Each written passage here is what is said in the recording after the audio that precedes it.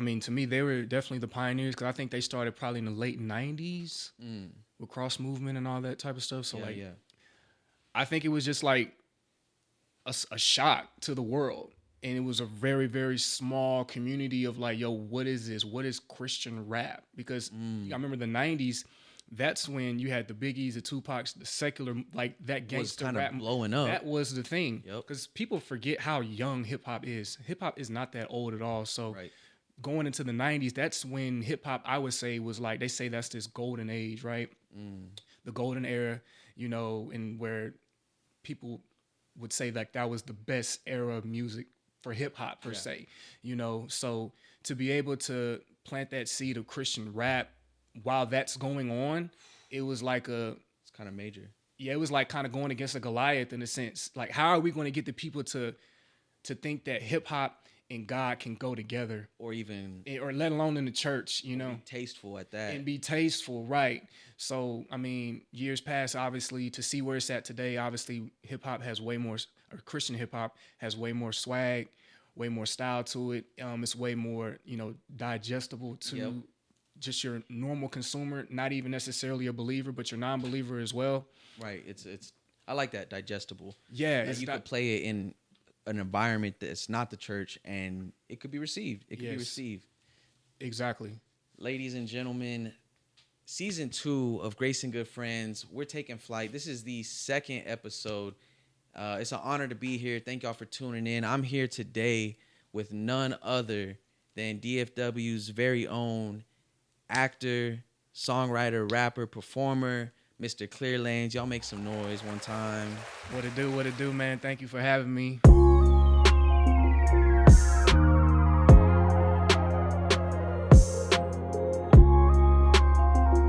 Bless, highly favored. Yeah, man. Thank you for pulling up. Thank you for making that drive. You know, we're out here in the studio. We're out here in McKinney.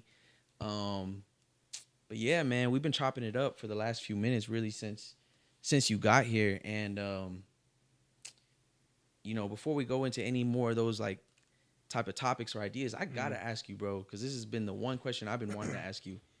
What is the breakdown of your artist name, ClearLanes? What is the meaning behind that? Where did that come from? Who is ClearLanes? So there's two sides to it. I say the worldly side to it is ClearLanes. Like, it's very plain and simple. ClearLanes, ain't no stopping. Like, I'm creating a clear lane for myself. You know, nobody's getting in my way. And then the spiritual side of it was from a biblical perspective. Obviously, you know, when the Lord led Moses and his people out of Egypt, he departed the Red Sea. Yep. He was creating a clear lane for his people to make that move. Right? So that's the biblical side of it. So yeah, clear lanes. I like that, man. That's cool. That's catchy. Thank you. And it's different. Like, I've never heard, you know, anyone even with a name similar to that. So it's like stand out. That kind of puts you ahead of the consumer. You know what I mean? I appreciate that. Yeah. And I really believe it was God inspired, God led, for sure. I really believe like he gave me that idea, gave me that name, and then gave me some scripture, gave me just the biblical the biblical context, significance behind it. Yeah, to kind of connect it back to him, you know. So that's hard, bro. And so, man, let's get right into that too. Like, okay, so there was a God thing. You know, the name is God inspired. You make Christian music. You make faith inspired music. It's a reflection of your life. When did that start for you? Were you always a gospel artist, or was your first artist content, was it secular, or you know, like? And then two, I know people watching this that know you, and then I know too, you dabble performing to both audiences. So like, what's all that about? Like, when did it start really with you, and how did the whole faith thing become a part of it? Yeah, so I would say for me, well, first, I never was a secular artist. I never viewed myself as a secular artist, but when God gave me the seed of Christian rap, I was a baby in my faith. So I didn't really necessarily know how that looked. Okay. So I had to figure that out, because like as God had revealed that to me, I was still, you know, still in the world, still having a worldly mindset, still talking like the world. So it took some time, it took some growth. So obviously like that kind of carried into my music, that spilled into my music, right? So one of the first things that God would tell me to do was like, hey, don't curse in your music.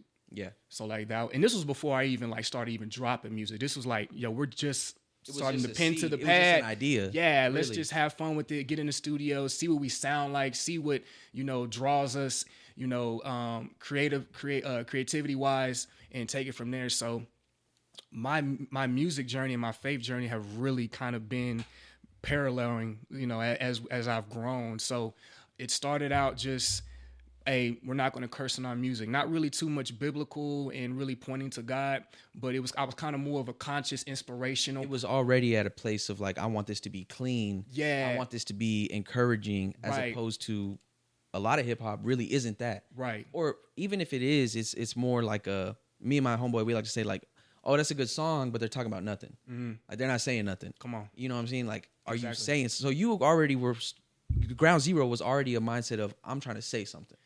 I'm trying to say something. So for me, it was trying to figure out, okay, how do I do that? And I had yet to let the Holy Spirit lead me into my writing. It was still just me Right. using the gift that he gave me, Okay. and just going, and whatever came to my mind. And obviously, I'm going off of, like most, we go off our influences. Of course, yeah. Our J. Cole's, for me, it was J. Cole, Kendrick, Lil Wayne. Like, those were the guys that I enjoyed listening to. So obviously, like, I'm influenced by them. Pulling from there. Pulling from that, yeah, per se, and putting it into my own words, though. You know what I'm saying? Right. In a way that can obviously not glorify the guns, the drugs, the lustful lifestyle, the womanizing, all those things that come with, secular hip hop. So for me, it was like taking that in my own ways, but being more conscious, giving more of just an intro perspective of life and just my thoughts, being positive, inspirational, all those things, but not necessarily Christian or biblical. I would mention God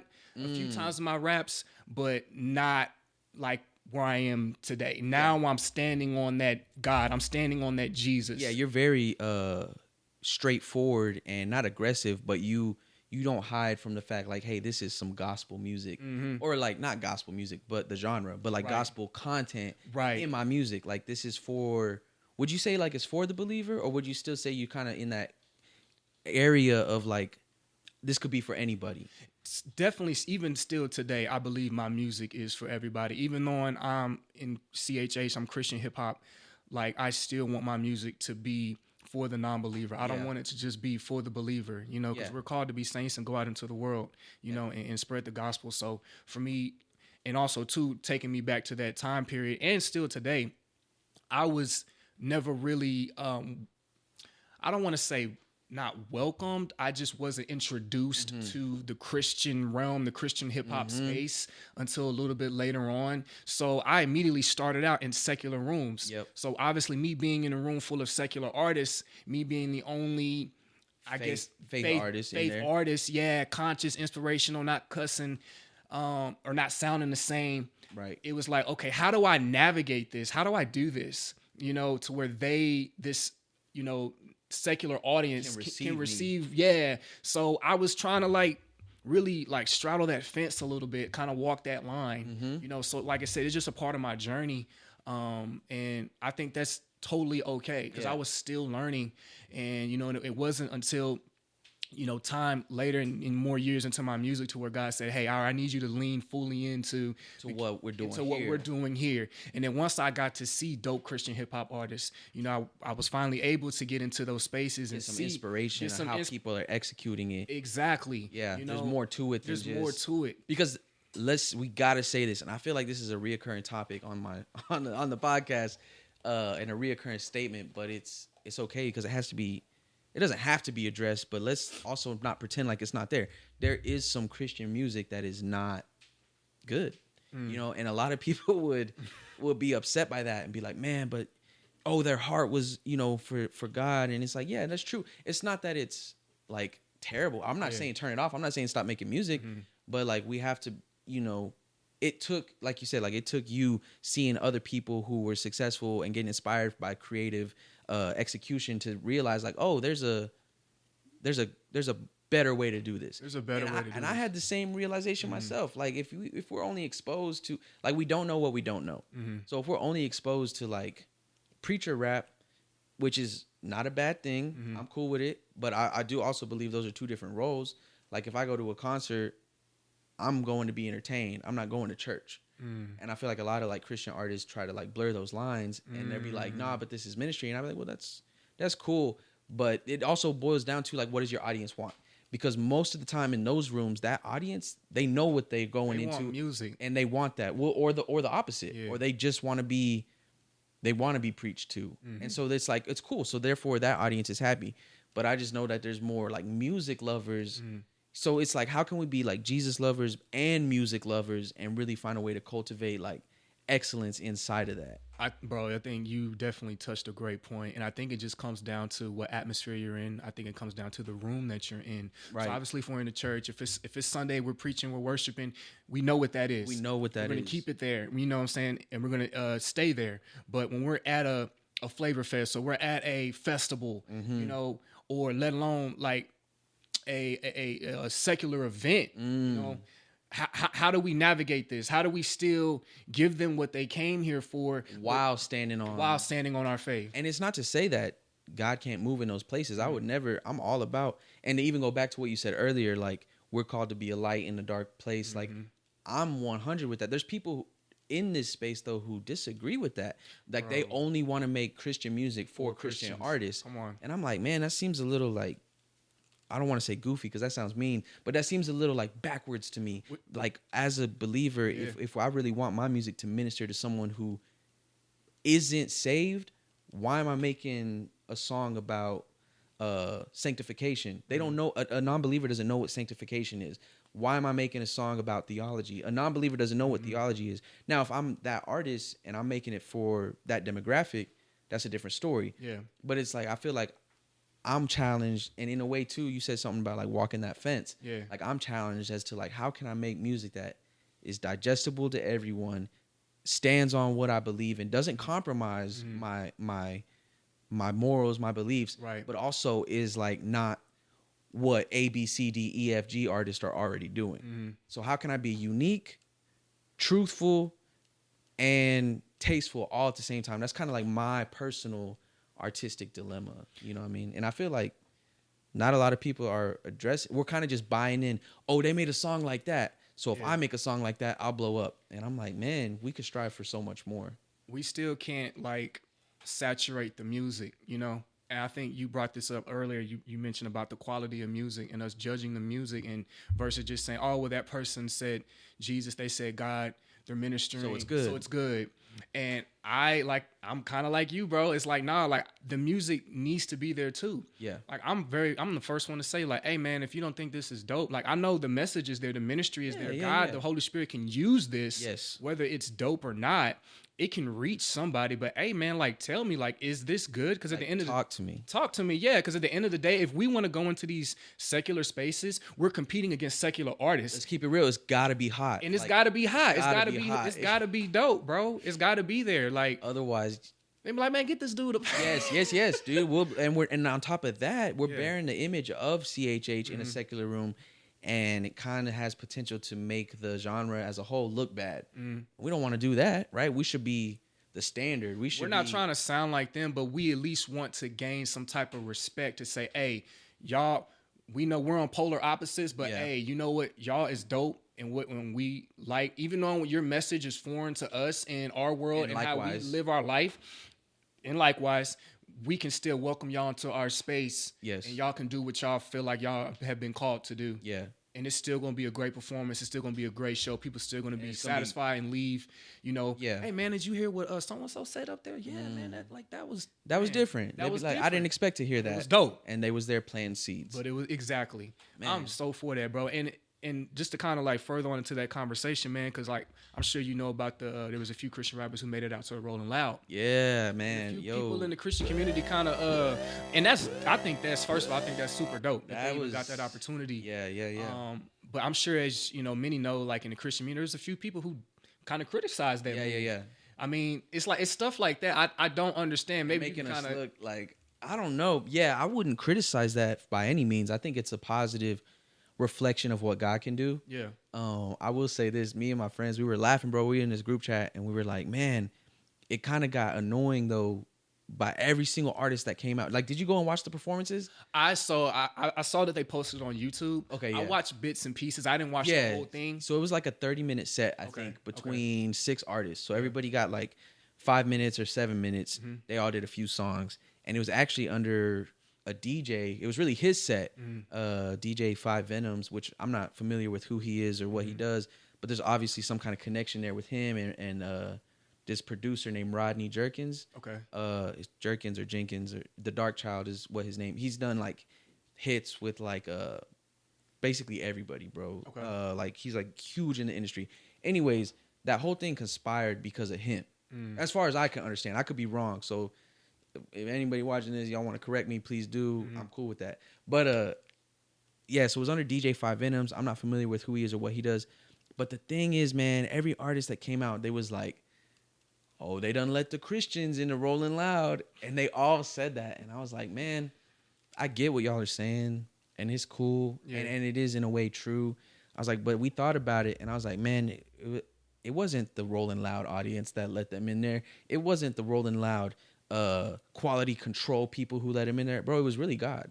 Come on, bro. Like, how do we not see this as the body of Christ? How do we not see that God is using music? He's using these Christian artists to go into these dark spaces. I mean, music is the most powerful, most influential source tool that always we use, has been. Bro. It's like, so for them to be able to go in there, for God to set that space for them to go in there and preach the gospel, even if forever, I don't know how many people were in there, but just to have that moment, and for it to be talked about during the event, it's like, bro, how do we not? And it's like, bro, I felt like that was something that God had always kind of spoke to me. It's like, I knew that was going to happen at some point. I knew, I really believe it was inevitable, bro. Yeah, it was like, bro, I know at some point there's going to be some Christian hip hop artists making it to Rolling Loud. There's too many artists right now breaking ceilings and doing things that like really Christian art has never really walked into or been like doors being opened that's all happening right now. Like recently, like within the last 5 years. Yeah.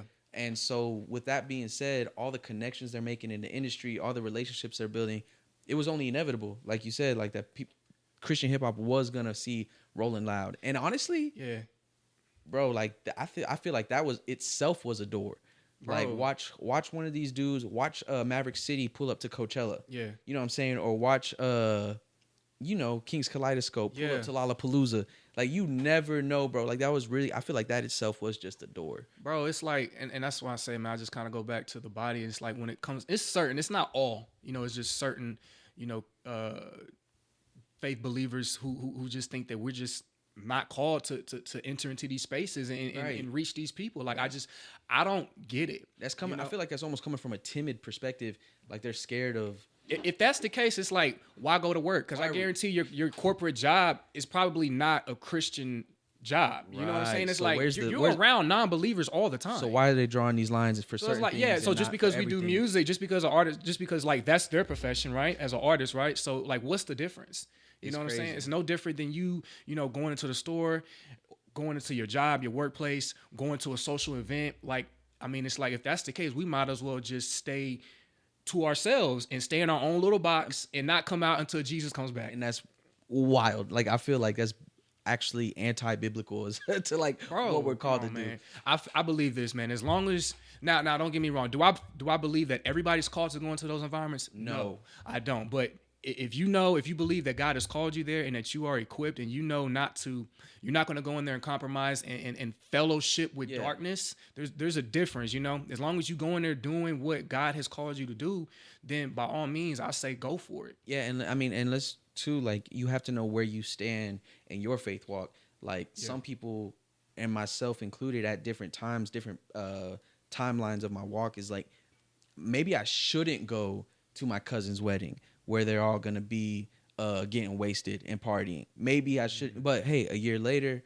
a little more mature in faith, it's like, okay, maybe I can be in that room, and then you apply that to like other places. Like, I know there's some people, they just don't listen to secular music. Mm-hmm. And it's kind of cool. It's kind of like, well, you do your thing, I'm going to do my thing. Yeah. But then some people like to address it, I feel like, in an inappropriate way. They're like, oh, you listen to secular music, you're really not a Christian.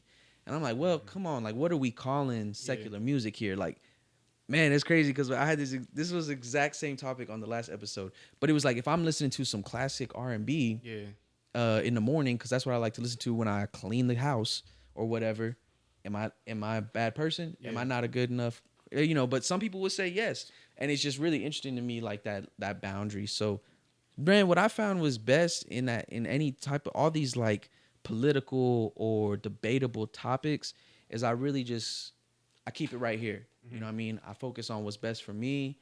And some seasons I draw different boundaries. Yeah. In the next season, that boundary might shrink or it might expand.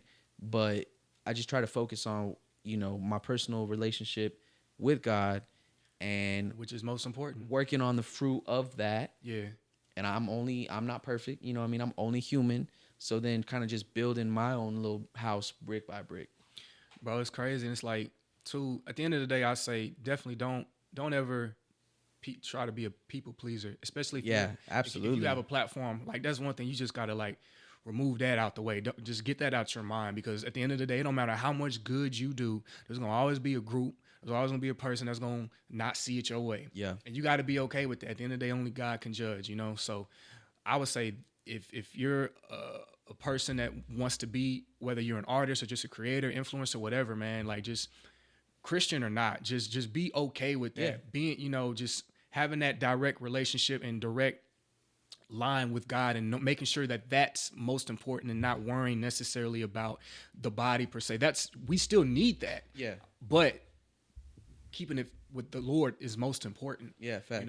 Because if you just if you in line there, everything else, no matter how it really looks, that can drive you crazy. It'll be in line. Exactly. Despite what people say or despite what it actually looks like. Right. If that first connection is there, everything else should be. As a matter of fact, that's scripture right there. Mm-hmm. I think it's Matthew 6:33. It says, "Seek first the kingdom of God, and all other things shall be added unto thee." So it's like, man, you could really apply that in your life. Like if I'm kingdom minded, focus on that relationship, then really everything else is gonna be good. You know what I mean? Take care. Take care of him. Bro, I wanted to ask you. So you said you were never a secular artist, and I like that because I'm in that same boat. Okay. But I don't know if you noticed in other artists in our space, that's actually not so common. Transition, yeah. Most people started secular. Yeah. And then another thing for me, my handicap in this little game, CHH game we playing, which I don't even really like to look at it that way, but unfortunately that's kind of what it is, But another handicap for myself is like I never wrote a song or recorded on a microphone until I was already 25. Okay. Most people started as a teenager and cultivated, and then being secular, cultivated like a high school audience. Yeah. Social media. Another thing about me, from 2016 to 2021, I had no social media. Okay. So that was ages 21 to 25. So like I really came out the jump fresh, bro. Like trying to build from like ground zero. Yeah. So for you, never being a secular artist, how long have you been making music?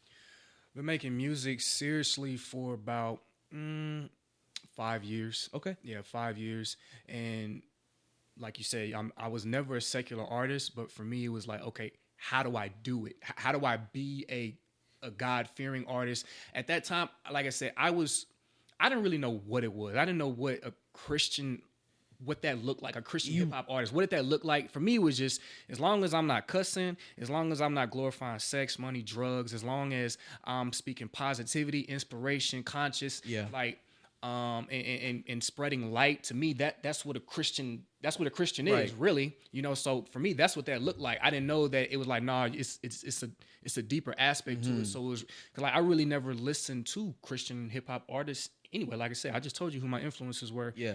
So yeah, it was like I thought I was a Christian rapper, but it was like, okay, how do I do it? Right. Like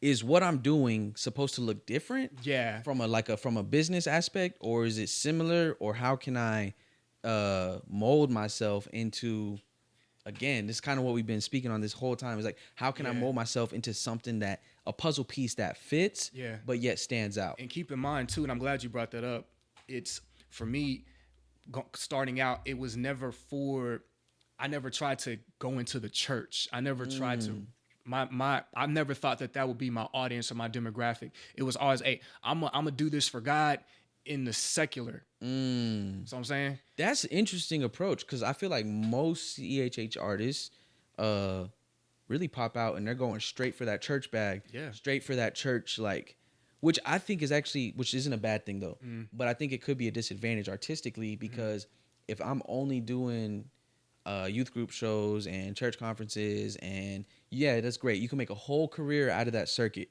However, maybe those artists will never get the chance to see Rolling Loud because they've limited themselves.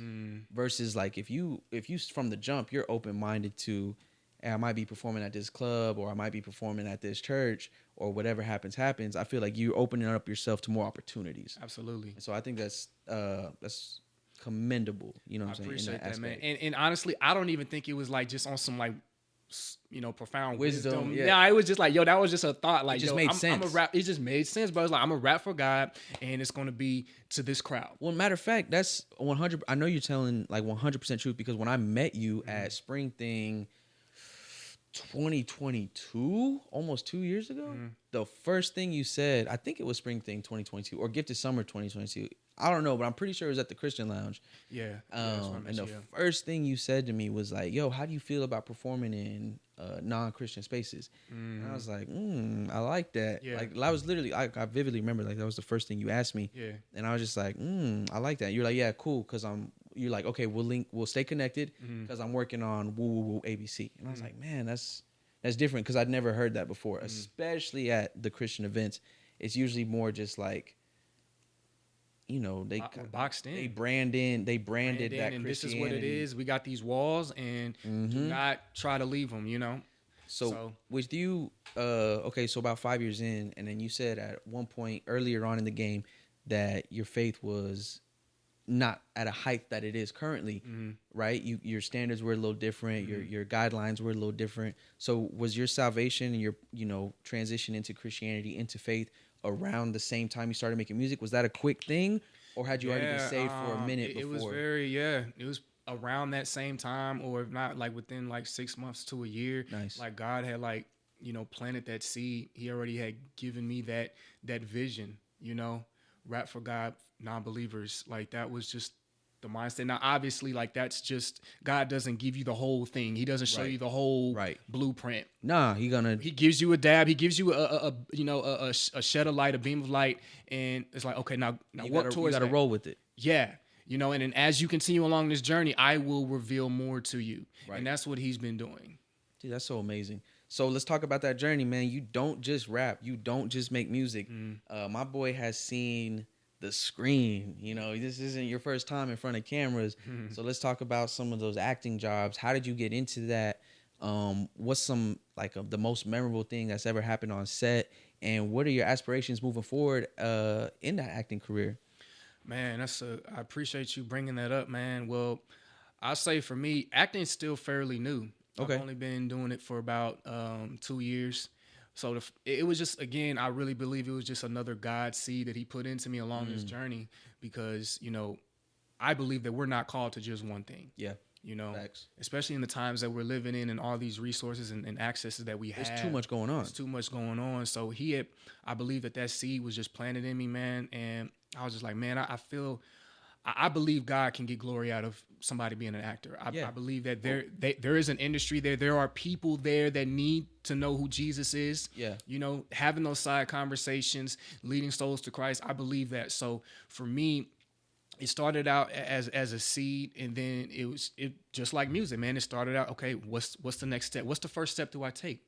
You're like, well, let me ask around. Let me see who does what, who's in that space. So, you know, first thing was I knew somebody who was in the acting space, who, you know, did print modeling and commercials and stuff like that. So it's pretty much just ask questions like, hey, how do I get started? What's the first thing I should do? Go get classes.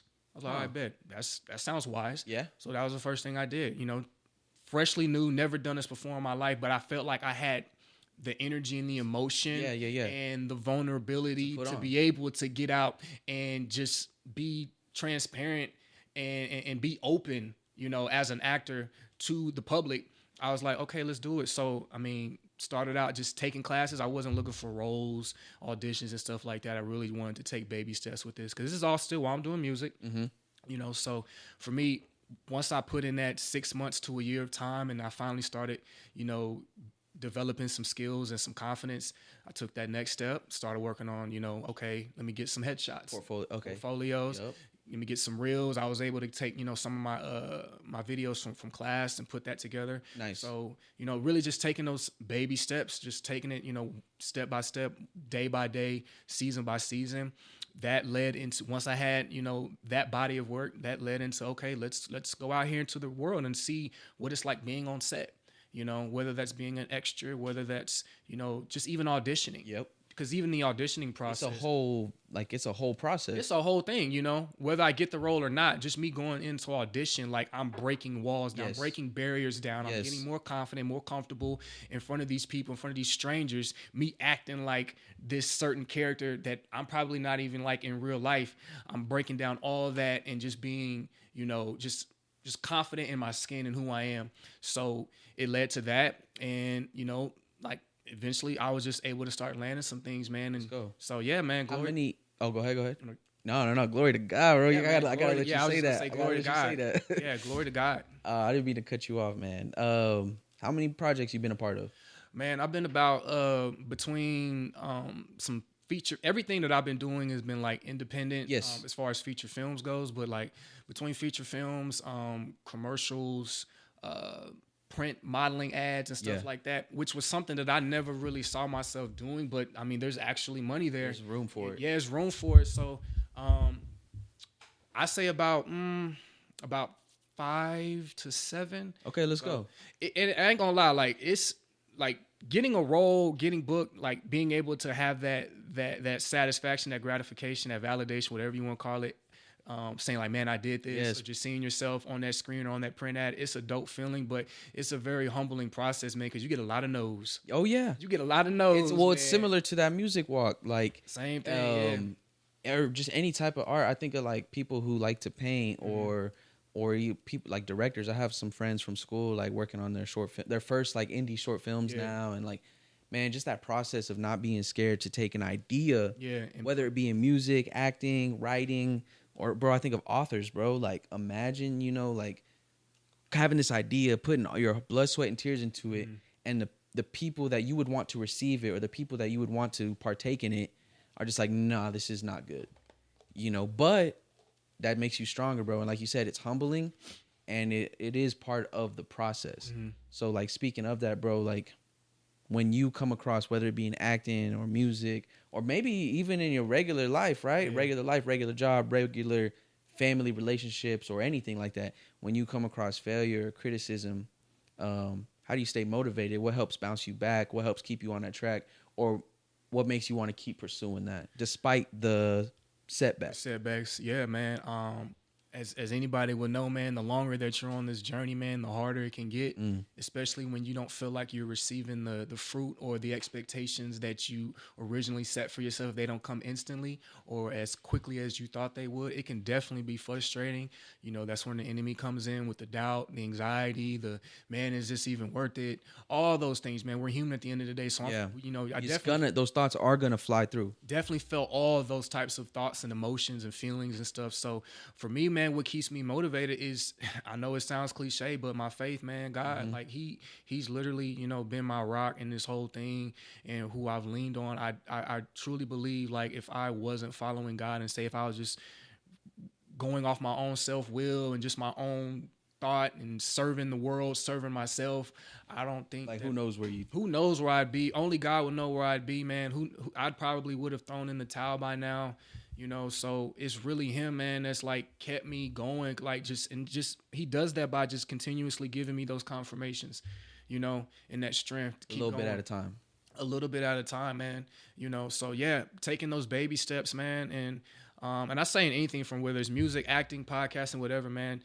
Don't like devalue, don't minimize the small steps, the small beginnings, because we try to all we see, a lot of us, man, we see these come ups. We see a dream. We see whether it's a quick come up or whether it's our favorite actor or our favorite artist, and we see where they're at. And we're like, man, how do I get there? And you don't, like, you're missing all the groundwork, man. Yes, bro. You know, I'm glad you said it. That's confirmation because my partner, we were discussing 2 days ago. I was like looking at some of these festivals, and I'm like, man, these dudes are like killing it. On which side, the secular or both? Either. Okay, Either. go ahead. I was like, they're killing it. I was like, man, and we already had 4 years under our belt of putting on Outlandish Fest. I was like, man, like, how are we gonna be able to be like to grow or to see something? I was getting sick with comparison. You know, I was just about to bring that up, bro. It was like, hurting me. I was gonna say, if you gonna bring that up, like, do you find yourself kind of like getting caught into that comparison? Yes, Especially with try not to. Yeah. But it happens, right? Like you're saying, you're only human. But he hit me with this knowledge, bro. He was like, man, we are like sophomores in high school on the JV team, and we're looking at LeBron, and we're looking at, you know, Kyrie, and we're saying, oh, of course, you know, they're doing big things. The point is like, we're in different places. So it's okay that other people are shining brighter. What we're not looking at is the fact that they've been doing music for 12 years. We tend to not consider that when we see all the highlights. Is it because, like, if you refer, okay, let's just stick to the Christian artists like Lil Craze and KB. Like, yeah, they've been in the game 20 years. So like, that's them. But like, there is this new wave that we see too. Are you saying that they've put in that same amount of time, or I'm saying like, if I were to just walk up to that face value right now, it looks like it's like man, they're on Rolling Loud. They're doing tours, selling out tours. But like, there's only about 10 artists in that. There's like 10 Christian artists, bro, and it's the same 10. It's not a lot, bro, when you think about it. And it's the same 10, and I listen to most of them or some of them, and I support their music and their brand. I'm inspired by them. Yeah. A lot of them were actually my first introduction to Christian hip hop, and maybe I don't listen to them now like I used to, but I'm grateful for that role that they played that put me onto good Christian music, and inspired me to make music. But like, if I just look at that face value, it looks like, man, they're just blowing up. They're going hard. But then you look at that discography. No, they've been making music for 12 years, 10 years. And so it's like, I've been making music for 3, 4. It's like, how can I would only be hurting myself by comparing myself, when instead I could just say, hey, that's inspiring. That's beautiful. I see it's working. I'm going to take what I can and then do my own thing over here. You know what I mean? So it's a very thin line, man, to walk when it comes to that comparison, man, especially with, you know, us being artists, creators. You know, I'm sure can all relate to this, you know, it's a very thin line to walk between like the flesh and the spirit, you know, with that comparison. Yeah. Man. So yeah, I mean, I appreciate you even bringing that up though, man, because that's a very, very real thing. Because now on the flip side, there are guys who haven't been doing music that long and who do blow up. Yes, you know, so it's like there's a few. Yeah, for sure. And you know, I mean, I'm sure there's definitely a lot on the in the secular space for sure. One thing I know about that though, I try not to let it bug me too much, because I feel like people who get it quick lose it quick. I feel like 9 times out of 10, you come up like that, I'd be surprised if you're still at the top of the game in a few years. You know what I mean? Bro. Like, a lot of them, like, they come in quick and then they go quick. Like I remember, it's like a wave. It's it's here and then it's gone. Yep. You know. And that's no disrespect to them at all, by all means. But it's just like, let's just keep everything in perspective. Yes, and historically, that's been the case. You know, so. But nonetheless, I stay inspired though, and I mean, at the end of the day, man, focus on you. And I'm just talking to them, man. Just focus on you. Run your own race. Stay in your own lane. Forget, you know, like everything that I just said per se, as far as the comparison and stuff. Just at the end of the day, man, as long as you staying in your own lane and running your own race and keeping your eyes on God, you gonna be all right, man. Your time is gonna stay in your clear lanes. Stay in your lane, bro. Yeah. Man, I got to give you an opportunity one time. You could hit your camera right there, man. I want you to tell anybody watching, anybody who comes across this episode, where can they find your music? How do they spell the name? I mean, I'll put it there on the title in post. But what's your Instagram handle? If you're on TikTok, Twitter, whatever it is, man, just hit them with yourself. Got you, go. Appreciate it. Yeah, man. So real, super easy to find me. You guys can find me on all social media and music platforms at ClearLanes. ClearLanes. YouTube. Same thing, man. Everything is ClearLanes. My website is ClearLanesMusic.com. Again, ClearLanesMusic.com. That's where you guys can find me. Let's go, man. And speaking of music and what's coming up, do you have anything 2025 that we need to keep our eyes peeled out for, man? Is there anything big, or are you kind of just coasting? For sure. What's up with 2025? For sure, man. Hey, the main thing with this music is consistency. So for me, I'm always trying to drop new singles. Right now, I'm on like a month by month game plan. Okay. You know, until I build that true fan base, that support base that I need to drop an EP, I to feel drop that. an album. So that's kind of been my lane right now. But yeah, I do. I got a track that I am planning to drop in January. Let's go. Stay Motivated. Let's go. Is that the one? Are you going to show it to us right now? I can, yeah. Yeah, let's do it, man. All right, man. Ladies and gentlemen, another world premiere right here on Grace and Good Friends. This hasn't been shown before, right? Nah, so like you mind, like I say, play about a minute. Do your thing, yeah. I mean, we want the whole thing. We want the whole thing. No, I'm playing. But yeah, he's gonna give us a minute. World premiere of the newest single. When's it coming out? I haven't picked a date yet in January, but it's like I said, my plan is definitely January. I already shot the music video. Let's go. So yeah, y'all might get the music video first. I don't know, just. And in all actuality, the video and the song will be out by the time this episode airs. Mm-hmm. But nonetheless, we're grateful to hear it right here for the first time ever. World premiere, Mr. ClearLanes. Come on. All right, man. This track is called, obviously, artist name ClearLanes.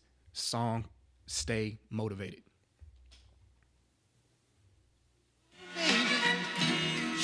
Hey, what up, y'all? It's your boy, ClearLanes, here to bring you them healthy, holy rap bars. You know what I'm saying?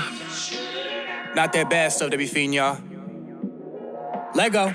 What does it profit a man to gain the world but lose his own soul? God been giving out the plays, but some still shooting at the wrong goal. Standing at the door of our hearts, but will we let him in? Building up these idols in every room, but ain't no room for him. He don't know the spirits and bad fortune what consuming him, and she don't understand that her history is what's losing him. But no one's perfect, still it rises to the surface. If God judges like we do each other, no one will have a purpose. I'll overlook your sinless race to make a sunshine, cause I still know some curses running through your bloodline. I left you unimpressed when I was stressing to make your deadline, trying to make weight like carry on a Spirit airline. They tell me not to go, but I'm still California dreaming. Been outside a few times, don't get fooled by the features. We just want to free the slaves around here. So much freedom, Jesus broke off all our chains and healed some souls that were beaten. Healed some souls that was beaten. Yes, sir. Yes, just a little snippet for y'all, man. Was that right before the beat change? That was right. Yeah, it sounded like it was coming up to a beat change. I want keep y'all guessing, man. I like that, man. Hey, that's a banger. I'm feeling motivated just off that snippet. Appreciate Stay that, motivated, man. you know God, what I mean? Man. Glory to God. ClearLanes, bro. Thank you so much for coming out, man. Thank you for taking the time. I know we didn't, man, we could have gone for so much longer. For sure. But with audience retention, you know, and what we're building here on the pod, I do unfortunately have to bring it to an end. All good. But all my love to you, man. All my love to your career. I'm looking forward to seeing you more on that screen, acting. Hopefully some collaborations in the future, you know, see what we can cook up. And if there's anything else you want to leave, just one more parting message, man, to the people, that's all you. Hey, man, 2025, man, stay motivated. Keep God first in all that you do, man. The world is yours. Thank y'all so much for having me. ClearLanes, let's get it, y'all. Grace and Good Friends, we're out.